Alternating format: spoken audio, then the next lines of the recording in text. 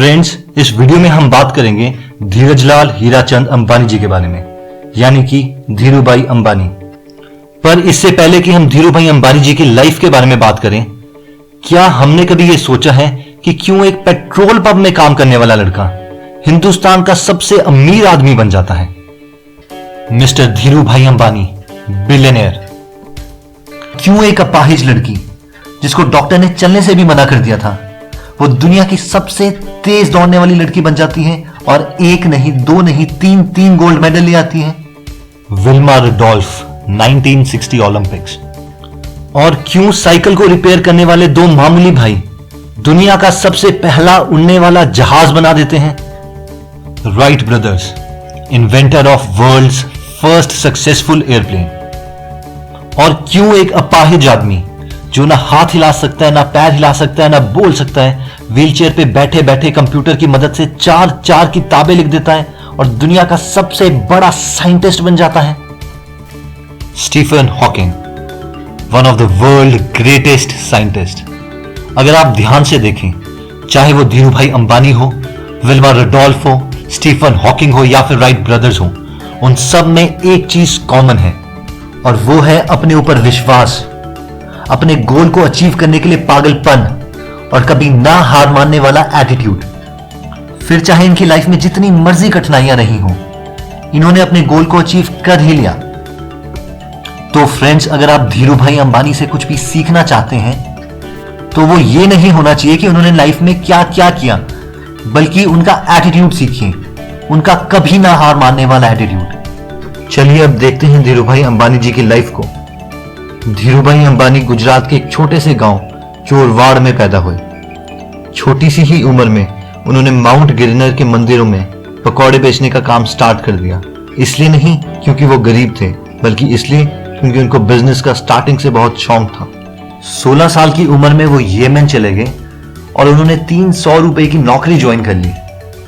कुछ सालों बाद उनकी प्रमोशन हो गई और उनको उसी कंपनी के पेट्रोल पंप के फिलिंग स्टेशन में शिफ्ट कर दिया गया।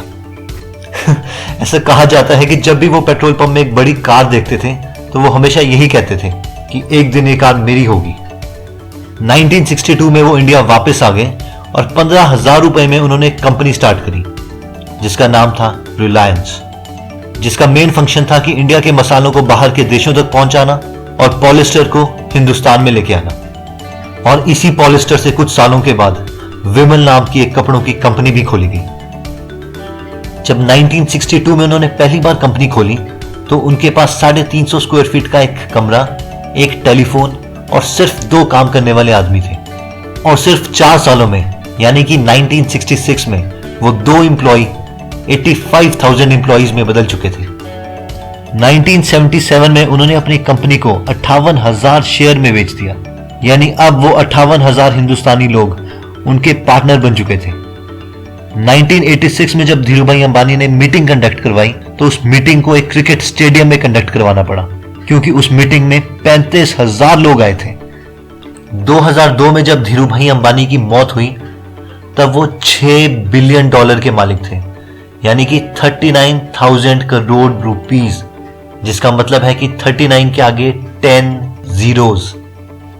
और दोस्तों, ये वही लड़का है जिसने 300 रुपए से शुरुआत की थी, यानी कि वो 10th पास लड़का 300 रुपए को 39,000 करोड़ रुपीस में कन्वर्ट कर चुका था। दोस्तों, धीरूभाई अंबानी को पद्म विभूषण भी दिया गया। और ऐसा नहीं है कि उनको इस दौरान कभी मुश्किलों का सामना नहीं करना पड़ा, क्योंकि जब जुलाई 1989 पताल गंगा में फ्लड आया तो उनकी कंपनी भी बंद हो गई।